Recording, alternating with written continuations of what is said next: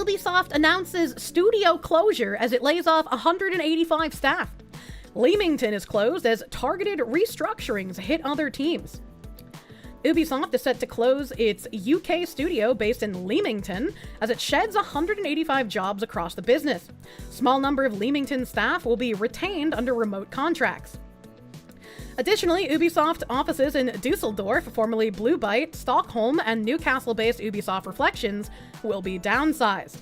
As a part of our ongoing efforts to prioritize projects and reduce costs that ensure long-term stability at Ubisoft, we've announced targeted restructurings at Ubisoft Dusseldorf, Ubisoft Stockholm, and Ubisoft Reflections, and the permanent closure of Ubisoft Leamington.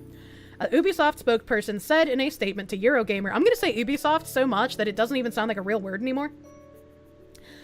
Unfortunately, this should impact 185 employees overall. We're deeply grateful for their contributions and are committed to supporting them throughout this transition. If there are any actual developers in this layoff, I hope they can find other development jobs soon. That sucks for them. But any of the ideologues who are pushing what got Ubisoft into this in the first place, who are in that 185, fucking good, suck my dick. I hope you never get hired in the gaming industry again. Fuck off, no one wants you here.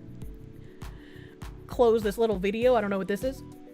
Founded in 2002 as Freestyle Games by a group of former Rare and Codemaster veterans, Ubisoft Leamington had most recently worked as a support studio on the Tom Clancy's The Division series. Also assisted development on games such as Star Wars Outlaws, Skull and Bones, and Far Cry 5. In its heyday, under its previous ownership by Activision, Leamington was best known for its DJ Hero games before it was put to work on publishers Guitar Hero and Call of Duty franchises. Ubisoft then acquired the firm in 2017. It's insane to me to just see how far studios have fallen from making good games. And this is why I kind of hate when games use from the studio that brought you famous really good game here.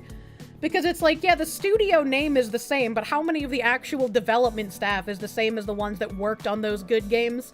I'd wager probably not many. Far Cry 5, the Trump supporter slaughter simulator. The actual devs deserve better. Fuck those ideologues. Yeah, absolutely. I hope the actual developers who care about making video games can find work in gaming still. I hope they can get rehired somewhere else that will actually value them instead of putting ideologue, fucking propaganda over making a good game. Kirsche Ubisoft. What the fuck? As for the teams that have been downsized, Ubisoft Dusseldorf is best known for developing Anno and The Settlers, while Ubisoft Stockholm most recently worked on Avatar, Frontiers of Pandora, and Massive Entertainment. Ubisoft Reflections, the veteran team originally founded in 1984 and acquired by Ubisoft in 2006, had been working closely with Leamington supporting AAA game development.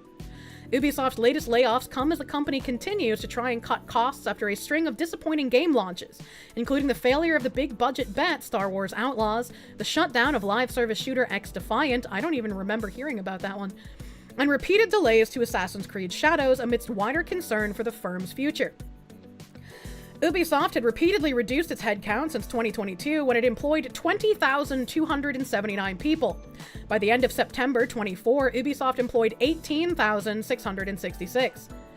Earlier this month, Ubisoft said it was taking decisive steps to reshape the company in order to review and pursue various transformational, strategic, and capitalistic options to extract the best value for stakeholders. They've learned nothing.